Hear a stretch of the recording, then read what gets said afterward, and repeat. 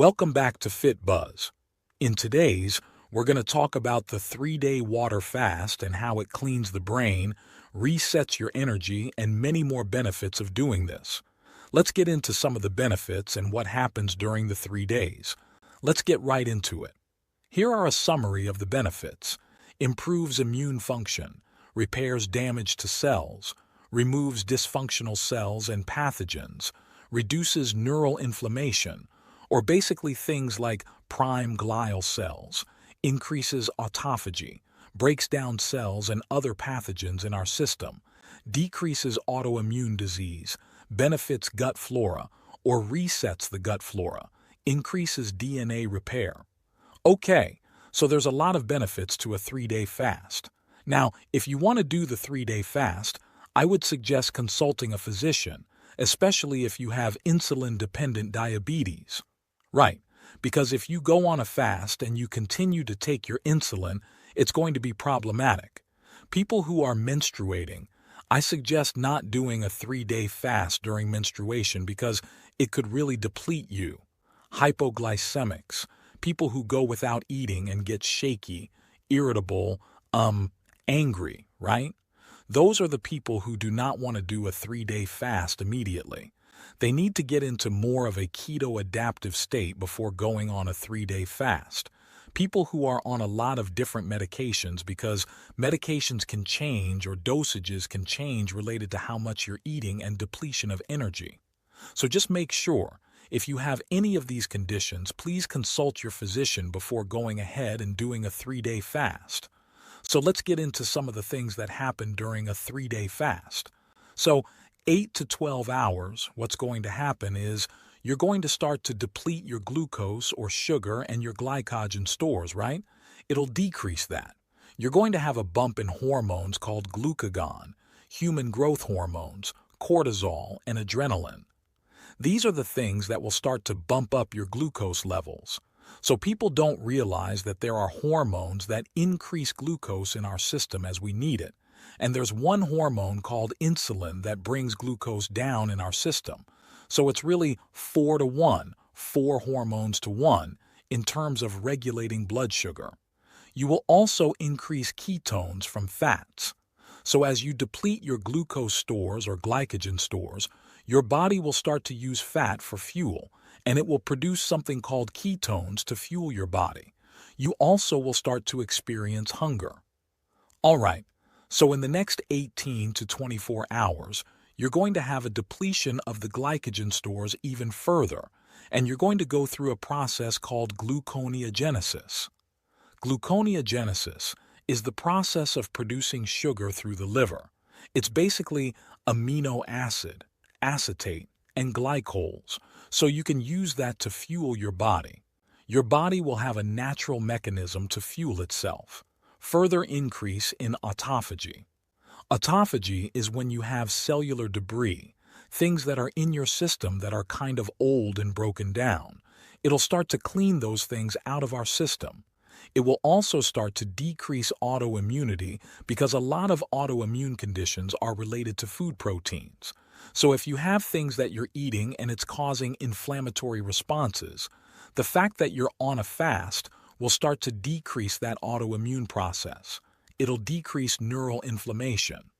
So when your body is used to using glucose, especially in the brain, it can cause some inflammatory processes. When you switch your fuel from glucose to ketones, your brain will start to become a hybrid. So it will start to use ketones for fuel rather than glucose, and it will start to decrease inflammation. I have a separate video on this, so I'll link that below. It will also increase hormones called brain-derived neurotrophic factors and human growth hormones, and you'll start to see ketones in your blood. So what you can do is you can buy a little ketone meter. It's like a glucose test. You just prick your finger, and you can check your level of ketones. In the first 18 to 24 hours, you're going to see 0.5 to maybe 1 in terms of the ketone levels. Now, everyone's different in terms of how fast they can go into ketosis. If you're someone who's very experienced and you do intermittent fasting and you're on a ketogenic diet, you're going to get into ketosis a little bit quicker. Day 2, You're going to continue to increase brain-derived neurotrophic factors as well as growth hormones. You're going to increase autophagy, and this is where the real cleanup starts to occur. Day 2, you'll start to break down tau proteins and amyloids, Lewy body alphas and nucleons and prime glial cells, all in the brain. These are all related to things like post-traumatic stress, concussions, Parkinson's, Alzheimer's, Lewy body dementia. So it starts to break down these aggregates in our brain, and it clears it out. There's a process called mitophagy. It'll start to get rid of inefficient mitochondria in our cells. So mitochondria produce energy, ATP, and you want mitochondria to be very efficient and produce the number of ATPs that it is supposed to. And it'll start to get rid of things that are damaged and get it out of our system. Okay, your insulin resistance starts to come down.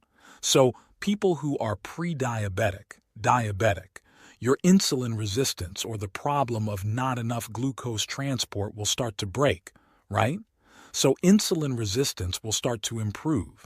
It'll decrease fatty liver, and the reason is that you're using fat for fuel, and part of that fat will come from the liver. So fatty liver will start to break down, and you can clear fatty liver if it's not too far advanced. 90 to 95% of your energy will start coming from ketones in day 2, right? Instead of glucose because you haven't eaten. And your hunger pains will start to actually subside in day 2. For a lot of people, they go, I don't really feel hungry. I feel actually pretty good. Day 3, continued autophagy and clearance, reversal of real chronic disease. So people who have chronic autoimmune disease, chronic fatigue, a lot of issues with joint pain, those types of things will start to clear to a certain extent. It will increase your immune function, right? So your immune function will start to reset and improve, and there will be an improvement in the overall function of the white blood cells. You'll also have increasing stem cells. These stem cells will differentiate into other tissues, so the stem cells will actually help you heal. Now, the goal of this 3-day fast is what we call metabolic flexibility or metabolic switch, the ability for your body to use both glucose and ketones whenever it wants.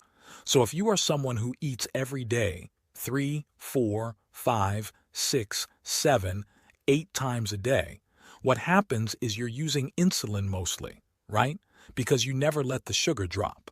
So you get this wild fluctuation. So you have spiking sugar, spiking insulin, dropping sugar, dropping insulin. So you get this wild swing. The purpose of a 3-day fast, or any type of fasting, is to even out the blood sugar throughout the day.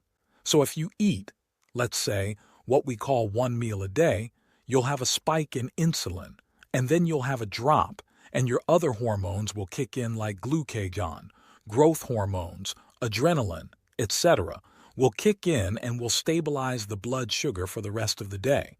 So that's what we want. We want stable blood sugar throughout the day, not this wild fluctuation. So as you do this intermittent fasting or 3-day fasting, there will be a lot of health benefits. But the main point here is that it will start to stabilize blood sugar, and your body will become a hybrid, meaning when it has the sugar, it'll utilize it. If it doesn't have it and you skip a day of eating, then it will start to use ketones as fuel. So your engine becomes more of a hybrid engine rather than a gasoline engine. So it's very important to do that. Now, when you break your fast, you don't want to just go ahead and say, all right, I'm just going to eat whatever I want. You want to use things like maybe bone broth, a vegetable soup to break your fast, maybe a small amount of protein. Okay, when you're doing the fast, you can use distilled water if you like, or purified water would be best. You can use minerals and sea salt, especially on day 2, maybe 24 to 48 hours. You want to start to use a little bit of minerals because you might feel a little bit depleted. So you can use minerals or sea salt in your water and you can drink it. And then you can also use sparkling water, but not flavored water, because what can happen with flavored water? You can start to increase hunger pains in our system. Now, for those people who can't get through a 3-day fast, I'm going to show you a method of doing a 3-day modified fast on our next video. So we'll talk about how to do it without doing strictly water for the 3 days. Alright, so these are all the benefits. This is what happens. I have multiple videos on intermittent fasting, so I'll link those below. And what you want to do is, if you ever go through it, comment below. Let me know how you felt during the 3-day fast and what the benefits of the 3-day fast were for you. Now, when you do a 3-day fast, there's wide benefits. However, you have to be careful about some of those conditions that I talked about in the beginning of the video, and you want to consider consulting a physician before doing it. In today's enlightening episode, we delve deep into the transformative power of a 3-day water fast, covering everything from its myriad health benefits, like improved immune function and cellular repair, to the physiological changes your body undergoes during the fast. Whether you're looking to reset your energy, clean your brain, or achieve metabolic flexibility, a 3-day fast could be a game changer for you. However, it's crucial to consult a physician, especially if you have specific medical conditions. If you found this information valuable and want to stay updated on more health buzz, don't forget to hit the like button, share this video, and subscribe to FitBUzz for more enlightening content. See you on the healthy side.